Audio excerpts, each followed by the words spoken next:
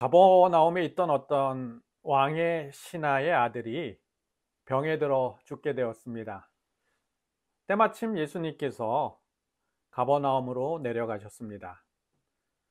군중과 함께 있던 왕의 신하는 예수님 앞에 나와서 내 아들의 병을 고쳐달라고 예수님께 말했습니다. 예수님은 너희가 표적과 기사를 보지 못하면 도무지 믿지 못한다 라고 말씀하셨습니다. 그렇게 말하니까 백부장이 내 아들이 죽기 전에 내려가 달라고 예수님께 부탁했습니다. 예수님은 백부장에게 가라, 내 아들이 살아있다 라고 말씀하셨습니다. 그 말을 하는데 왕의 신하는 예수님의 말씀을 믿었습니다. 예수님의 말씀을 믿고 집에 내려가는 도중에 자신의 종을 만났는데 아이가 살아났다고 왕의 신하에게 말을 했습니다. 종에게 아이가 살아난 시점이 언제인지 물어보니 어제 7시 열기가 떨어졌다고 말을 했습니다. 열기가 떨어진 시점이 예수님께서 내 아들이 살아있다 라고 말씀하시는 그때인 줄을 왕의 신하는 알았습니다. 그리고 왕의 신하는 자기와 온 집안이 다 예수님을 믿었다라고 요한복음 4장에 기록하고 있습니다. 누가복음 7장에는 이 왕의 신하가 백부장이라고 말하고 있습니다. 백부장은 선한 백부장이라고 누가복음에서 설명하고 있습니다. 유대인 장로들이 나가서 백부장의 아들을 고쳐달라고 청할 정도로 유대인 장로들에게 존경을 받았던 백부장이었습니다. 또 이스라엘 백성들을 위해서 회당을 지었다고 말하는 것을 들어보면 백부장은 선한 백부장이었고, 이 선한 백부장이 아들의 병에 걸리는 아주 병에 걸려 죽게 되는 고난을 겪고 있음을 알 수 있습니다. 그리고 이 백부장은 아들이 죽게 되는 병으로 죽게 되는 고난을 통해서 그리스도의 표적과 기사를 보게 되었고 예수님을 믿었다라고 이렇게 기록하고 있습니다. 우리도 예수님의 표적과 기사를 보기 원합니다. 고난의 때에 예수님의 표적과 기사를 보게 되면 예수님을 더 잘 믿게 될 것입니다. 그래서 오늘은 고난을 이기는 힘이라는 제목으로 말씀을 전하려고 합니다. 고난을 이기는 힘은 어디에서 옵니까? 로마서 8장 15절 말씀을 보겠습니다. 너희는 다시 무서워하는 종의 영을 받지 않았고 양자의 영을 받았다고 말합니다. 고난을 이기는 힘은 무서워하지 않아야 합니다. 고난을 이기는 힘은 세상을 또 사람들을 두려워하지 않음에서 고난을 이기는 힘이 오게 됩니다. 양자의 영을 받아야 두려워하지 않는다고 말하고 있습니다. 양자의 영을 받은 사람, 곧 구원받은 사람들이 아버지께 부르짖으면 두려워하지 않는다고 말합니다. 부르짖어 기도하라고 말씀하는 것입니다. 부르짖어 기도하면 어떻게 됩니까? 로마서 8장 16절 말씀을 보겠습니다. 성령이 친히 하나님의 아들임을 증거한다고 말씀하고 계십니다. 부르짖으면 우리가 하나님의 자녀임을 성령님께서 증거한다고 말씀합니다. 두려워하는 사람은 끊임없이 자기를 증명하려고 합니다. 다른 사람을 향해서, 세상을 향해서, 또 가까이 있는 사람들을 향해서 자기를 증명하려고 합니다. 이렇게 자기를 증명하려고 하는 이유, 그 이유는 두렵기 때문입니다. 그러나 하나님께 부르짖는 사람, 하나님께 기도하는 사람, 성령님께서 자기 자녀임을, 하나님의 자녀임을 증거하신다고 말씀하십니다. 성령님이 우리를 하나님의 자녀로 증거하게 되면 우리는 세상을 두려워하지 않고 또 고난을 두려워하지 않고 또 사람들을 두려워하지 않게 됩니다. 두려워하지 않으면 고난을 이길 힘이 생기는 것입니다. 이 두려워하지 않는 두 번째 방법, 그것은 무엇입니까? 로마서 8장 23절을 말씀을 보겠습니다. 곧 우리의 몸의 속량을 기다리느니라 라고 말씀하고 있습니다. 몸이 속량이 되어야 두려워하지 않게 됩니다. 우리가 구원을 받아서 영의 구원을 받으면 육신은 여전히 죄의 속성에 머물러 있습니다. 이 죄의 속성에 머물러 있는 육신이 속량을 받아야 우리가 두려워하지 않는다라고 말씀하고 계십니다. 이 속량이라는 것은 포로나 노예에게 대가를 주고 사서 자유롭게 하는 것, 그것이 속량입니다. 육신의 속량, 몸의 속량이 되려면 대가를 지불해야 한다는 것입니다. 요한복음 1장 12절 말씀을 보겠습니다. 영접하는 자, 곧 그 이름을 믿는 자는 하나님의 자녀, 하나님의 자녀가 되는 권세를 주셨다고 말씀하십니다.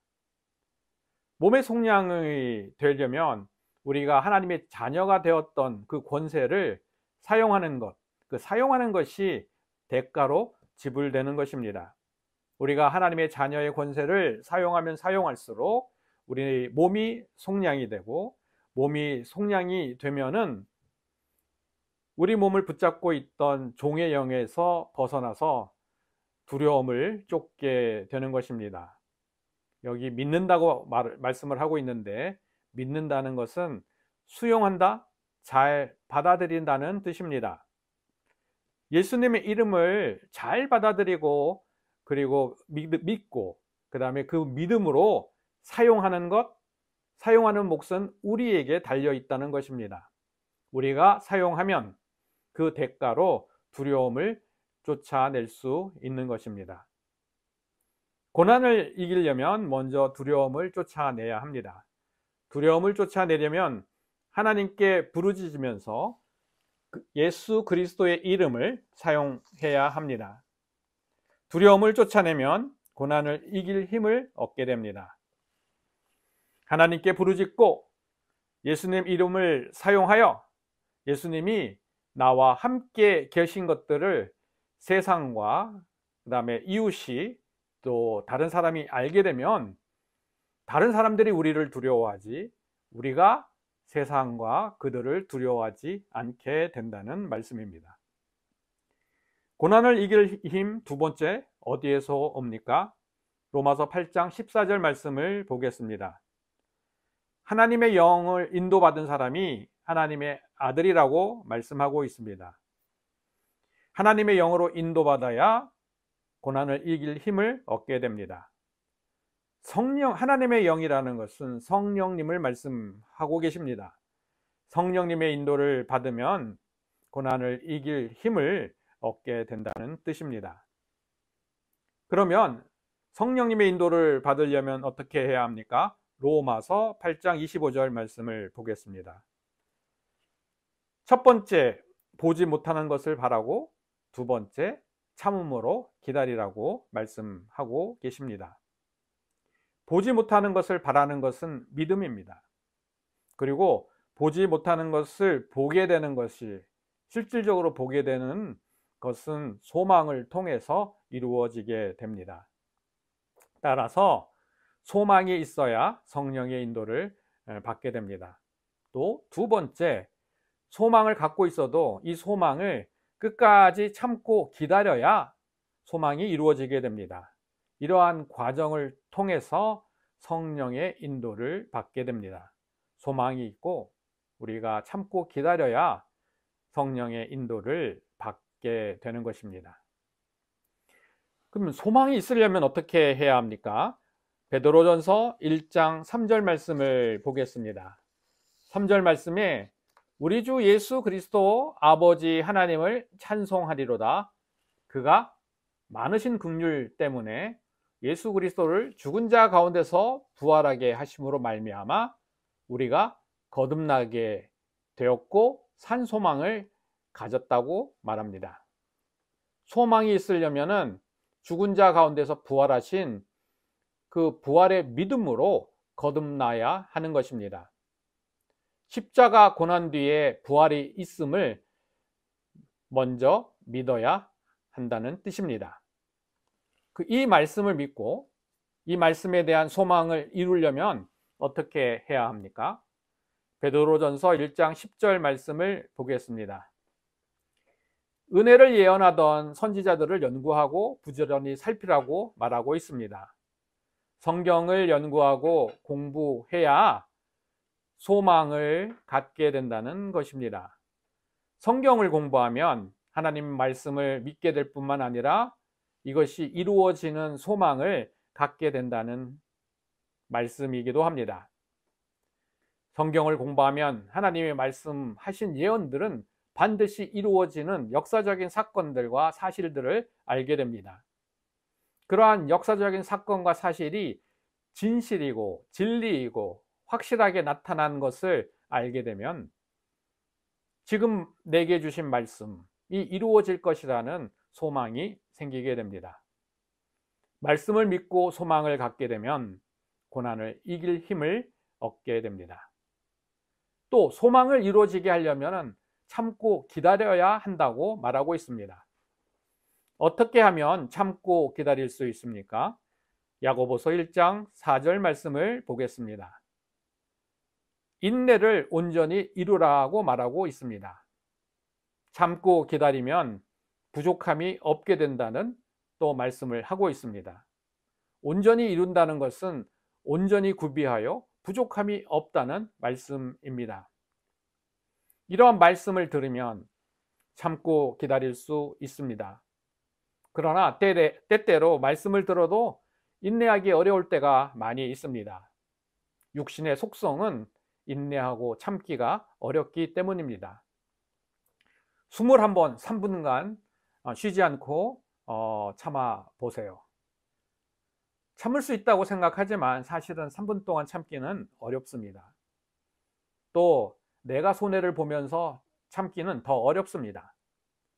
부모가 자녀를 사랑해도 자녀가 자기 마음대로 하고 자기 인생은 자기 거라고 주장하면서 그 행동이 부모와 기대와 다를 때는 자녀의 행동을 참기 어렵고 한 소리 해주고 싶습니다. 이렇게 가까운 사람들끼리도 참고 살기 어려운데 서로 모르는 사람끼리 그리고 만나게 되면 아마 인내하기 더 어려울 것입니다. 그러면 어떻게 참고 기다릴 수 있습니까? 디모데전서 1장 16절 말씀을 보겠습니다. 그리스도께서 내게 먼저 1절에 오래 참음을 보이시사 그리고 영생을 얻는 자들에게 본이 되게 하셨다고 말씀하고 계십니다. 바울은 예수님으로부터 인내를 배웠습니다. 예수님으로부터 인내를 배워야 참고 기다릴 수 있습니다. 데살로니가후서 3장 5절 말씀을 보겠습니다. 주께서 너희 마음을 인도하여 그리스도 인내에 들어가게 하시기를 원하노라. 구체적으로 어떻게 참고 기다리는 방법들을 말하고 있습니다. 예수님께 인내를 배워서 우리의 마음, 우리의 의지를 예수님께 드리고 그리고 우리의 의지가 그리스도의 인내로 들어가게 하기 원한다고 말하고 있습니다.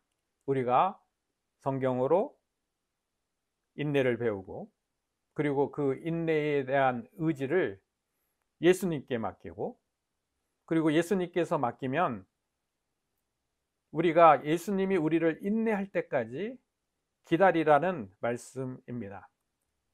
다시 말하면은 말씀을 듣고 우리의 감정이 풀어지고 그리고 그 감정이 풀어지면 그 말씀에 쫓아서 인내할 수 있는 그 의지가 생기고, 그 의지가 생기면 그 의지를 그리스도께 드려서 그리스도께서 우리가 참고 인내할 수 있을 때까지 기다리면 참고 기다릴 수 있다는 뜻입니다.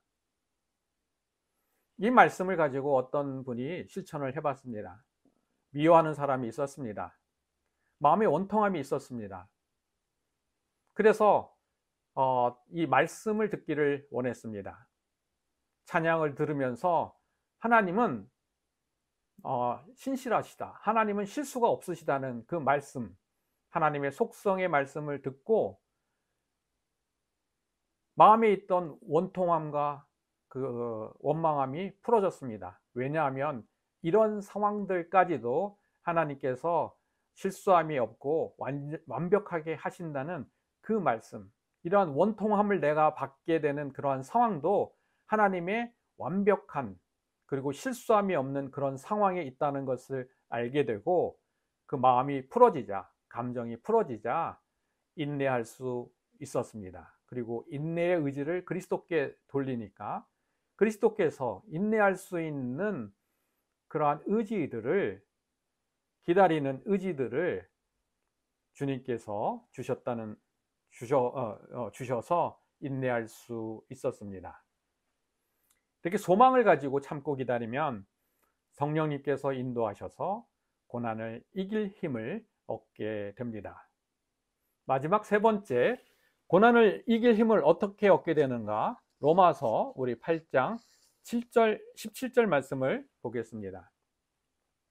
우리가 상속자라고 말하면서 상속자이면 하나님의 영광, 그리스도의 영광을 받기 위해서 고난도 함께 받아야 한다고 말씀하고 계십니다. 그리고 고난 뒤에 영광이 있다고 말씀하고 있습니다. 고난 뒤의 영광을 바라보아야 고난을 이길 힘을 얻게 됩니다. 베드로전서 1장 11절에서 12절 말씀을 한번 보면은 그리스도 영의 그 받으실 고난과 후에 받으실 영광을 미리 증언하였다고 말합니다. 고난 뒤에 영광을 받았던 사람들을 증거하고 또 그것을 12절에 보면은 계시하였다고 말씀하고 계십니다. 고난 뒤에 영광을 증거하는 사람들, 믿음의 선지자들이 있기 때문에 우리가 나타날 영광을 바라볼 수 있다고 말씀합니다. 그리고 주님께서 계시해 주시기 때문에, 말씀으로 계시해 주시기 때문에 고난 뒤의 영광을 바라볼 수 있다고 말씀하고 계십니다. 여기서 계시는 그냥 다른 사람들에게 그냥 일반적으로 하는 말씀이 아니라 그 말씀이 내게 주신 말씀, 레마로 받게 되어서 그 뜻을 알고 그 말씀을 보게 되는 것을 이야기합니다. 고난 뒤에 영광을 얻었던 욥, 하나님을 귀로 들었는데 이제 눈으로 본다고 스스로 고백하고 있습니다. 이 고난 뒤에 영광을 받는다는 것은 세상의 이치로서는 이루어지지 않는 것입니다. 이 고난 뒤에 영광을 받는 것은 말씀의 이치, 말씀의 속성, 하나님의 계시, 그 계시를 우리가 받고 믿음으로 소망함으로써 그 영광을 누리게 되는 것입니다. 이 고난이 남기고 한 뒤를 보아라. 그 고난의 발자국들이 지나간 자리가 기쁨으로 가득 차고 넘치게 된다는 독일 시인 괴테의 말이 있습니다. 정말 고난이 기쁨을 동반하는 것일까요? 이것을 리서치했던 사람이 있습니다. 미국 정신과 전문의 에릭 린드먼 박사는 설문조사를 통하여 크리스찬 중에서 고난을 당한 사람들 중에서 85%가 자신에게는 결국은 축복이 되었다고 답을 했습니다. 축복이 된 이유는, 고난이 축복이 된 이유는 첫 번째, 고난 때문에 나쁜 습관들을 고칠 수 있었고, 두 번째, 고난으로 가정과 신앙과 사랑을 회복했으며, 셋째, 고난을 극복하기에 노력한 결과 인생이 새로워졌고 원망과 불평이 아닌 감사의 삶을 배웠기 때문에 고난은 기쁨을 동반한다고 말하고 있는 것입니다. 이 고난 뒤의 영광은 우리의 삶을 완전히 바뀌게 하는 것입니다. 삶의 터닝 포인트가 되는 것, 그것이 고난 뒤의 영광입니다. 마치 아름다운 나비가 되기 위해서 번데기가 그 고난의 고통의 상태를 벗어서 나비가 되는 것 같이 이 고난을 통해서 영광이 이루어지면 우리의 삶들이 모두 뒤바뀌고 새로운 삶들을 살게 되는 것입니다. 고난이 괴로운 것은 고난에 굴복했기 때문이지 고난 그 자체가 아니기 때문입니다. 고난 앞에서 무너지지 않고 고난 뒤의 영광을 바라보면 고난 뒤에 그 영광은 우리의 삶의 터닝 포인트, 새로운 전환점이 됩니다. 하나님이 보여주시는 그 계시, 새로운 삶과 새로운 영광을 쫓아서 사는 전혀 다른 삶의 터닝 포인트가 되는 것입니다. 계시를 알게 되면 하나님의 영광을 볼 뿐 아니라 하나님이 영광이 우리에게 빛을 비추어서 우리가 그 빛을 세상에 비추는 그러한 영광스러운 사람들이 되는 것입니다. 오늘날 고난 때문에 기쁨으로 살지 못하는 성도들이 계십니다. 오늘의 고난은 언제 끝날 것인가에 대한 물음에 답을 하지 못하기 때문에 현재 고난으로 어렵고 힘들게 살고 있습니다. 이렇게 어렵고 힘들게 살 바야 빨리 하늘나라에 가는 것이 낫겠다고 말하기도 합니다. 그러나 고난을 이기는 힘을 얻게 되면 고난 뒤에 나타나는 하나님의 영광을 바라보게 됩니다. 그리고 그 고난 뒤에 나타나는 하나님의 영광이 우리에게도 그대로 비추어서 우리의 삶이 하나님의 영광의 모습대로 쫓아가게 되는 것입니다. 우리 모두 고난을 이길 힘을 얻어서 하나님이 비추시는 영광을 세상에 비추면서 살기를 축복합니다.